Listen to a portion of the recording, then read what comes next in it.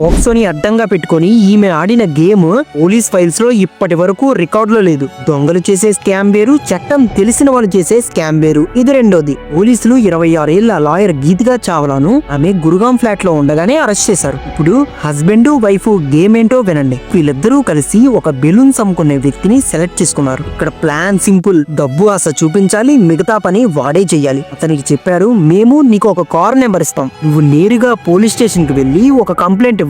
Complaint ఏంటంటే మీ అమ్మాయి ఆ కార్ దగ్గర బెలూన్స్ అమ్ముతుంటే ఆ కార్ యజమాని ఆ అమ్మాయిని కార్ లో కూర్చోబెట్టుకుని తప్పు పని చేశాడని పోలీస్ స్టేషన్ కి వెళ్లి కంప్లైంట్ ఇవ్వాలి. అంతే. పోలీసులు ఆ కార్ ఓనర్ ని అరెస్ట్ చేసేవారు. ఆ వ్యక్తిపై నేరుగా పక్సో లాంటి కేసులు పడేవి. ఇక్కడి నుంచి లాయర్ మేడం అసలు గేమ్ స్టార్ట్ చేసేది. ఆ కార్ ఓనర్ కి వెనక నుంచి కాల్ చేసి కేసు సెటిల్ చేయాలంటే ₹1,00,000 ఇవ్వాలని డిమాండ్ చేసేది. ఇంకా ఆ బెలూన్ అమ్ముకునే వ్యక్తికి తమ స్థాయికి మించిన డబ్బు చూపించి ముందుకు నెట్టారు. ఆ డబ్బు తీసుకుని వాడు నేరుగా రాజస్థాన్ కి పారిపోయేవాడు. ఈ బిజినెస్ చాలా స్మూత్ గా నడిచింది. కానీ పోలీసులకి ఎక్కడో తేడా కొట్టింది. మరొక పోలీస్ స్టేషన్ మళ్ళీ అదే కదా, అదే కంప్లైంట్, రిపీటెడ్ మిస్టేక్స్. దొరికిపోరా గట్టిగా పట్టుకొని చెప్పగానే చరిత్ర మొత్తం చెప్పేశాడు. లాయర్ గీతికా చావ్లా ఆడిన గేమ్ మొత్తం బయటపడింది. తర్వాత పోలీసులు ఆ లాయర్ ఇంటికి వెళ్లారు. అక్కడ కనిపించింది నిజంగా ఖజానా. 1.14 కోట్లు క్యాష్, 2.8 కోట్ల worth jewellery, 10 mobile phones, 11 SIM cards. అంతే. కేవలం 26 ఏళ్ల లాయర్ ఇంత డబ్బు సంపాదించిందంటే